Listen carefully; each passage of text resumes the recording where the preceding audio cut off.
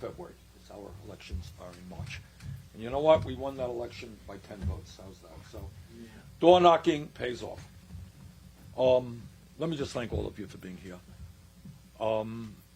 We are going to win here in Iowa, and I'll tell you why we're going to win here in Iowa, for two basic reasons. Number one, I think the issues that we are talking about are issues that working families all over this state and all over this country are responding to. All right? People know that it is absurd that in the richest country on earth, half of our people are living paycheck to paycheck, while almost all new income and wealth goes to the people on top. No one thinks that that's right.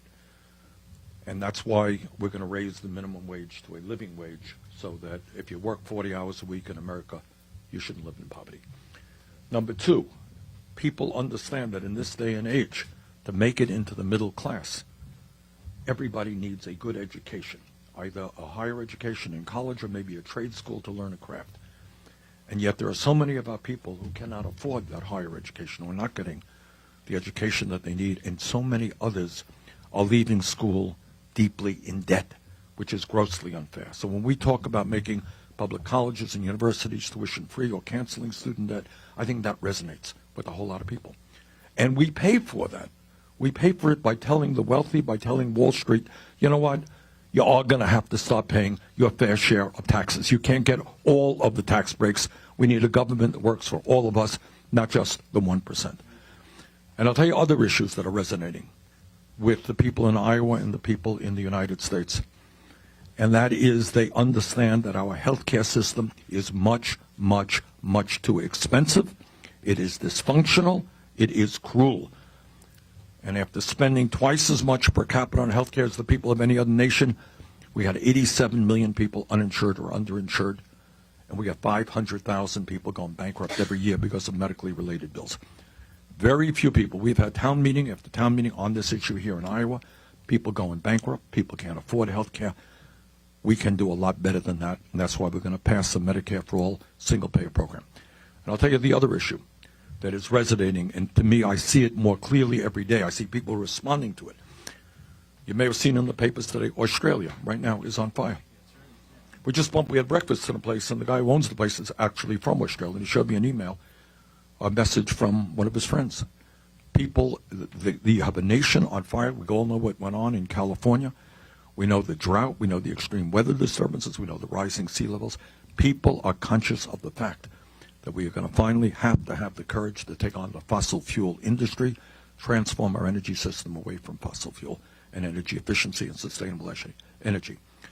And we have the need for criminal justice reform, the need for immigration reform, the need for gun safety reform, the need to protect the woman's right to control her body, and many, many other housing issues, a huge issue. So I think the issues that we're talking about resonate with people. But I'll tell you the other reason that we're going to win this campaign here in Iowa. And I think nationally, where's Misty? Misty, you here? She's shy. All right. Misty is our state director here in Iowa. She's born and raised in the state, and she knows it quite well.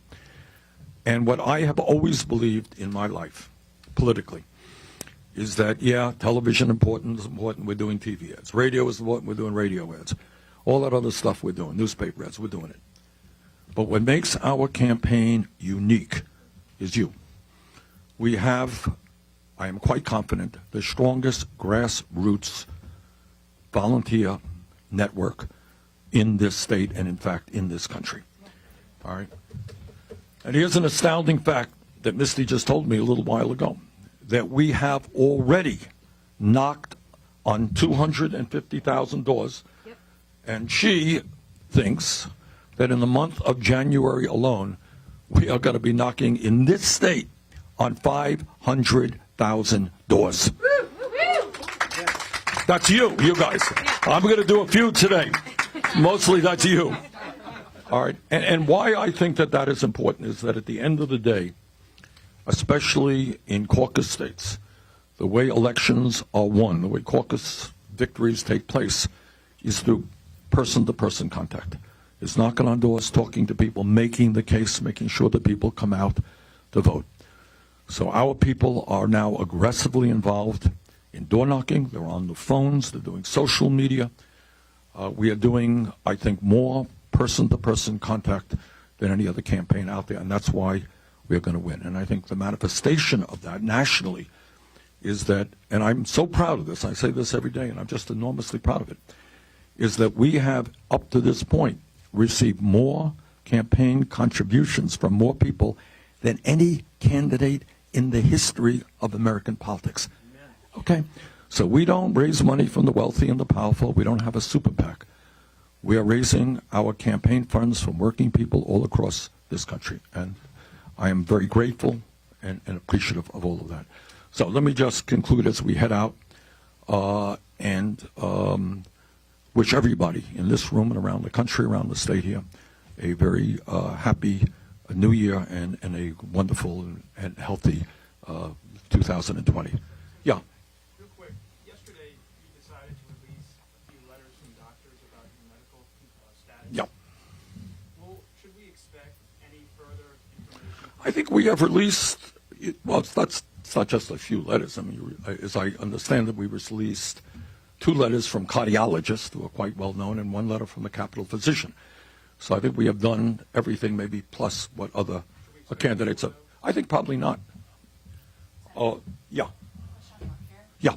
Senator Warren says that she's with you when it comes to Medicare for All. Recently, she's been talking about choice during a transition period. And I wonder if she's using that word choice and talking about it, does that mean that she's with you and your plan? Well, you'll have to ask Senator Warren that. This is what I believe. Does your plan include choice during that transition period?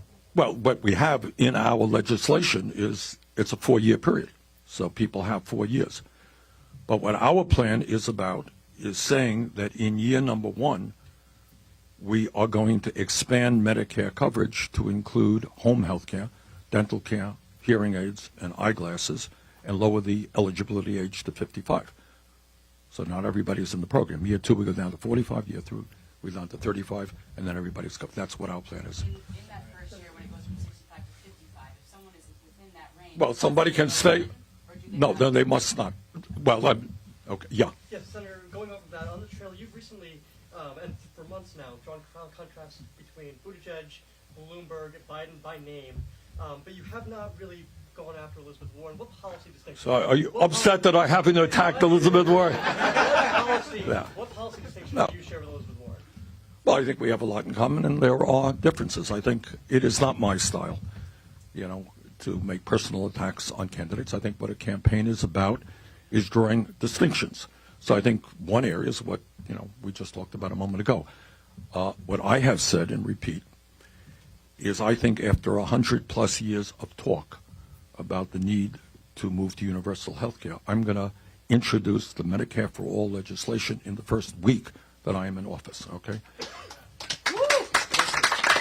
Because I think if you're going to take on the healthcare industry, who are enormously powerful, and the drug companies, you have to do it with the momentum of a victory. And I think it's not going to be an easy fight, but I think we're going to succeed. So we're going to do it right away. I think that is the difference that we have with Senator Warren. I think just the other general view is that, for me, this is not a criticism of Senator Warren or Biden or Buttigieg or anybody else. I think one of the advantages that we have in this campaign is that the ideas that I am talking about, I've been talking about for a very, very long time. I know people, media ask me, well, you're 78 years of age. It's true. But the advantage of that is that all over this country, certainly in my own state, people have been hearing me talk about Medicare for All for 30 years. I have been on more picket lines, I suspect, than all of my opponents combined. I have stood with the working class of this country my entire life. Okay? I have stood and fought against virtually every special interest in this country, whether it is Wall Street, the insurance companies, the drug companies, the military-industrial complex. That is what I have done for my whole life. It ain't based on a poll that we took yesterday. It's what I do. And I think the people of America, people of Iowa, Vermont, understand that when I'm in the White House, that's not going to change. I've been doing it for 30 years. We will continue to do it. And what this campaign is about is standing with the working families of America and taking on the greed and recklessness and often illegal behavior of a corporate elite. So that it's a record. It's a record of many, many decades, which I'm proud to defend. All right, guys. Yeah. We're gonna go back to Senator, Oregon. would you allow your son to